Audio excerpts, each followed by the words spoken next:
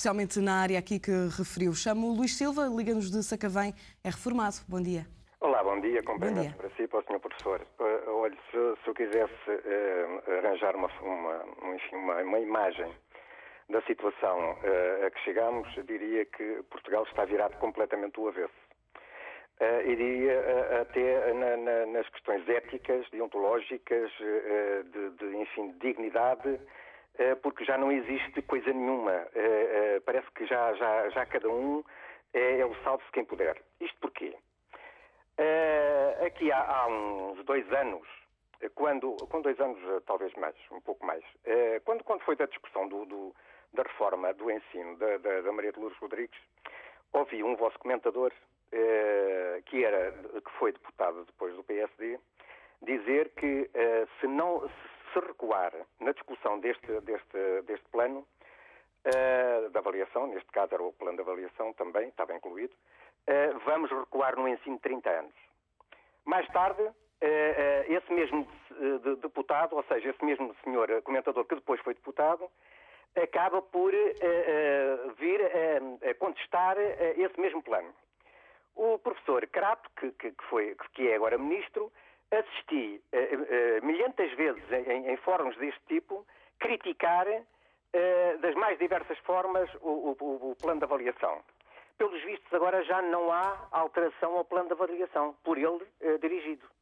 Esse senhor professor que está aí, eu assisti à intervenção em que o primeiro-ministro atual diz para ele que deixe estar que as suas considerações, as suas anotações vão ser refletidas na discussão do plano do programa do PSD na altura, e afinal de contas parece que nem isso respeitou. E quando isto acontece, pergunto eu, afinal de contas, em quem nós vamos acreditar na dignidade, na honestidade, na ética e, enfim, em tudo aquilo que são valores republicanos de que nós defendemos e pelo menos que devemos defender porque estamos numa república e que estão cada vez mais afastados da nossa política. Isto é inacreditável ao ponto em que se chega, que, como o Sr. Professor disse há bocadinho muito bem, não há como acreditar no futuro e estão-se nas tintas, pura e simplesmente, quer na saúde, quer na educação, quer enfim, a todos os níveis. Não há possibilidade de podermos dizer assim, há um membro do governo, ou alguém do governo, ou alguém que se candidata a membro do governo, ou a primeiro-ministro ou ministro, que se possa dizer fugindo à dignidade ou ao compromisso que teve anterior ou posterior ou atual, se possa dizer não cumprindo com as minhas intenções ou com as minhas ideias ou com aquilo que eu sempre defendi, nessa altura eu demito-me. Nada disto. Continua assim pávido e sereno, como se nada acontecesse, e é assim que vamos vivendo. Bom dia. Fica registada essa ideia, Luís Silva. Muito obrigada pela sua participação na opinião pública. Chamo Maria Costa, está em Oeiras, é reformada. Bom dia. Maria, está-me a ouvir? Não penso que Maria Costa não me está a ouvir. Passo a chamar Manuel Dias, que está em Odivelas, é reformado. Bom dia. Também caiu a chamada com Manuel Dias. Adelaide do Carmo está no Porto, é doméstica. Bom dia. Bom dia. Bom dia. Olha, portanto, dou os parabéns para o seu programa. E quero ser breve, não vou dizer muita coisa. Digo que, portanto, os professores ganham muito dinheiro para aquilo que fazem, ou trabalham poucas horas, as disciplinas, se forem na pública, recebem o seu ordenado, que é bastante grande, na privada, portanto, trabalham em vários sítios também, e por isso não acho que ganham demais para aquilo que fazem. Tá? E vamos ouvi-la, Adelaide. Sim. E além disso, portanto, têm muitas férias. Portanto, vem a altura do Natal, é a altura da Páscoa, é a altura do Carnaval. Portanto, trabalham um pouco e ganham muito dinheiro. Portanto, não concorda com as reivindicações dos professores, Adelaide? Sim, senhora. Não aceito isso. Muito bem, fica registada a sua opinião, Adelaide. Muito obrigada pela sua participação. Chamo agora Maria Rocha, está em Braga, é empresária. Bom dia. Maria também não está em linha. Vamos então retomar a conversa com o professor Santana Castilho. Professor, não sei se quer responder aqui a esta última espectadora que disse me permitir, que as pessoas ganham mais para aquilo que fazem. Eu gostaria de fazer alguns comentários. Podemos começar pela última interveniente, que me dá a ideia que está completamente desfasada do tempo e da realidade do país. Tudo o que ela disse é absolutamente falso. Os professores não ganham muito dinheiro. Eu posso lhe dizer que o salário médio de um professor com 10, 15 anos de serviço, aquilo que ele leva para casa andará pelos 1.000 e poucos euros.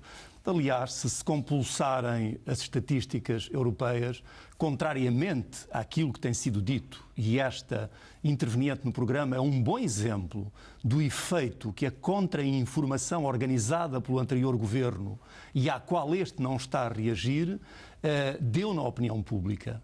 Tudo o que ela disse é rigorosamente falso e a realidade é a antítese do que ela disse. Os professores têm 35 horas de serviço como qualquer funcionário público, mas trabalham muito mais do que isso.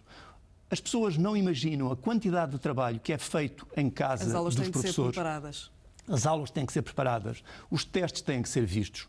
A burocracia infame, inaceitável, os procedimentos administrativos absolutamente caricatos, kafkianos, são expressões do atual Primeiro-Ministro, estão incólumes e continuam nas escolas. Eu convido esta senhora a vir a uma escola, passar uma semana, e convido-a depois a vir aqui outra vez a um programa, ver o que é a vida de um professor, quanto tempo um professor tem, as férias. Isto é completamente falso. Os professores no Natal, na Páscoa, no Carnaval, trabalham nas escolas. São, muitas vezes, em tarefas absolutamente inglórias. As férias grandes têm exatamente o mesmo tempo que tem qualquer português. E, mesmo assim, cada vez mais reduzidas, com chamadas, muitas vezes, para fazerem tarefas nas escolas, salvarem falta de programação. Enfim, eu convido esta senhora e convido qualquer professor a vir viver uma semana na escola. Deixe-me depois fazer um comentário a cada uma das duas primeiras intervenções. Na primeira, aquela senhora técnica de contas colocou um problema, fez uma pergunta: se as famílias passaram para segundo plano e se as pessoas passaram para segundo plano. Eu penso que as pessoas, de facto, estão a passar para nenhum plano, o último plano. Se nós olharmos, nós estamos efetivamente em emergência financeira. O país criou, e não os portugueses, como o Ministro das Finanças disse em entrevista a esta casa há dias, não foram os portugueses que criaram a dívida que hoje o Sr. Ministro das Finanças tenta resolver. Foram alguns portugueses a quem nunca foi pedida a responsabilidade.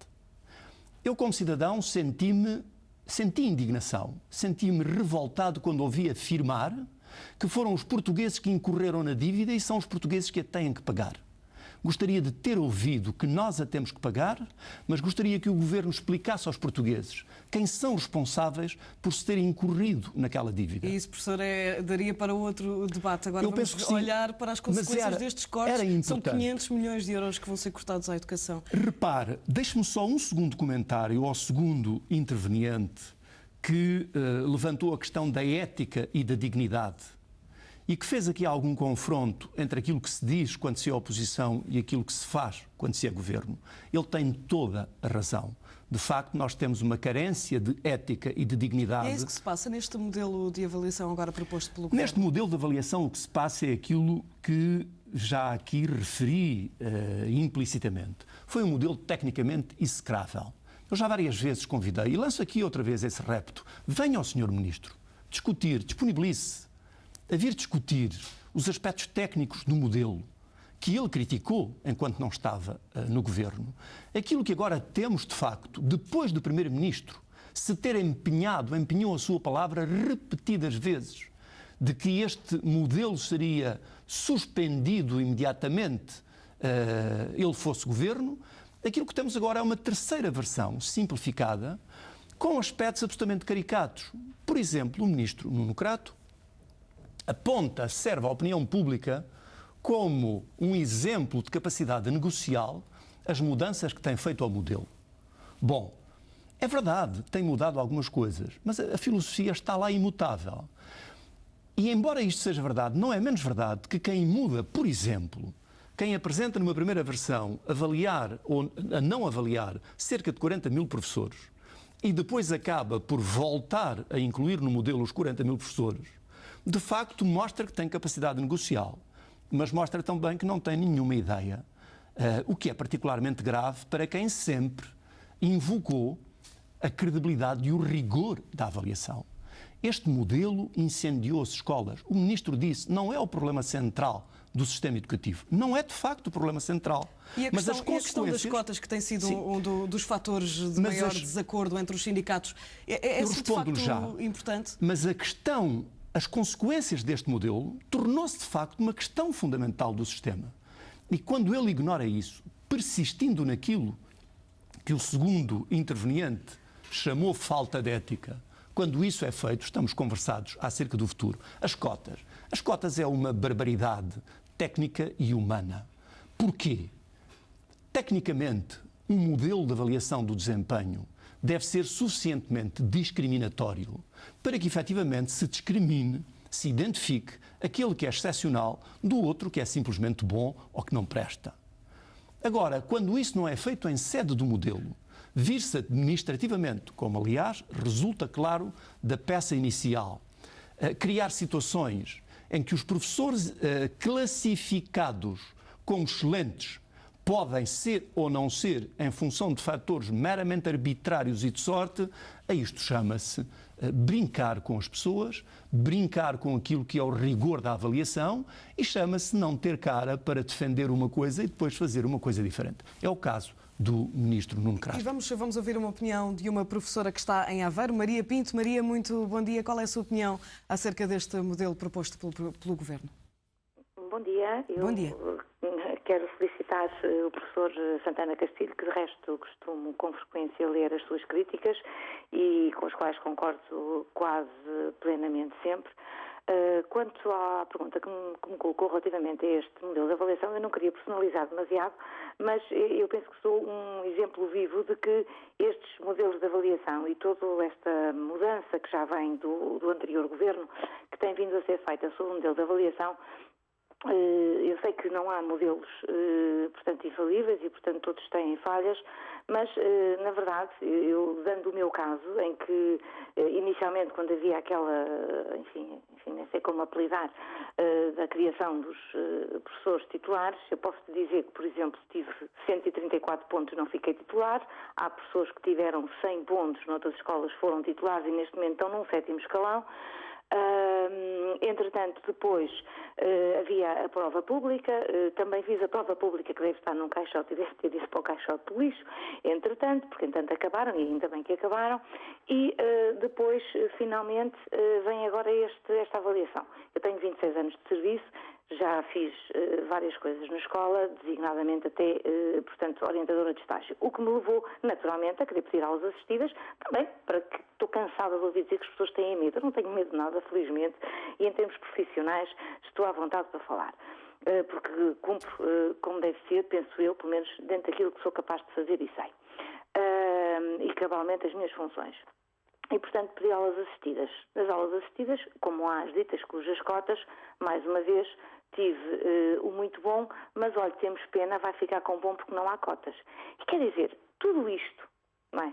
Junto, e eu agora passaria, portanto, deixa-me muitas questões, eu admito que nem toda a gente possa ser muito bom, mas se um professor é muito bom, só não pode, ou eu não sou, ou sou, se sou, se não sou, pronto, paciência, temos pena.